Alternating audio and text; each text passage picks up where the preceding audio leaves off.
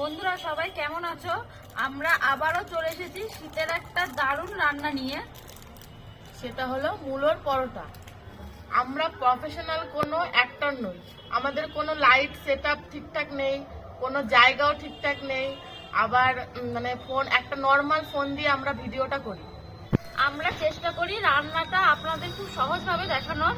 যদি কোনো ভুল ত্রুটি হয় আপনারা অবশ্যই কমেন্টে জানাবেন, সেটা আমরা শোধরানোর চেষ্টা করব। তাহলে চলুন রেসিপিটা দেখতে নেওয়া যাক।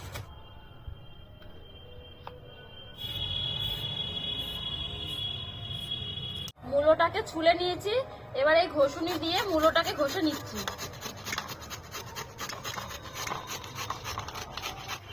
ময়দাটাকে লবণ দিয়ে ভালো করে মেখে নেব।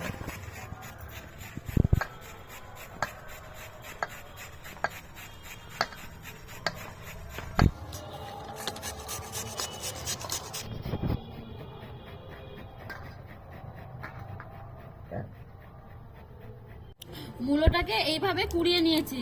এখন মূলো থেকে এরকম ভাবে জল বেরিয়েছে, তাই এখন জলগুলোকে নিকড়ে নেব ভালো করে।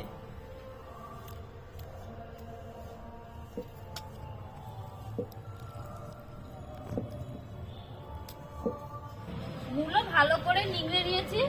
এবার এর মধ্যে স্বাদ মতন লঙ্কার গুঁড়ো, ধনে গুঁড়ো, জিরে গুঁড়ো আর লবণ দিয়ে দিচ্ছি। আর দিচ্ছি কিছুটা পরিমাণ আমচুর পাউডার, দেব কাঁচা লঙ্কা কুচি আর ধনেপাতা কুচি দিয়ে সবগুলো দিয়ে ভালো করে মেখে নিচ্ছি। আমি এদিকে ময়দার লইগুলো তৈরি করে নিচ্ছি।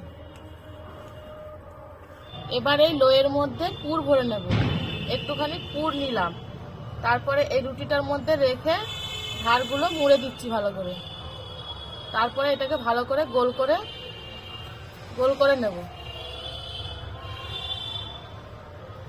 বেলনা চাকিতে একটুখানি তেল লাগিয়ে নিচ্ছি, না হলে রুটিটা এর মধ্যে লেগে যাবে।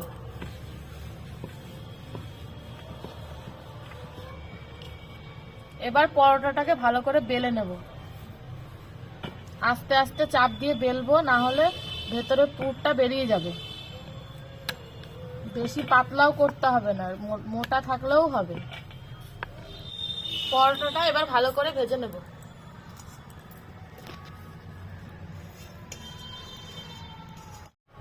এবার একটু সাদা তেল দেব।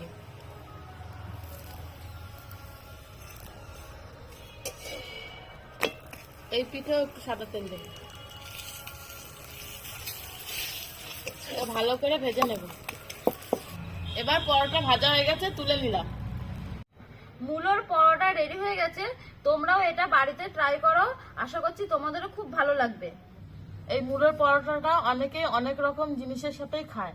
আমরা আজকে টমেটো আর পেঁয়াজের একটা রেসিপি করেছি। এই পেঁয়াজ টমেটোর চাটনির রেসিপিটা যদি আপনারা জানতে চান আমাদের কমেন্ট করুন, আমরা আপনাদেরকে দেখানোর চেষ্টা করব।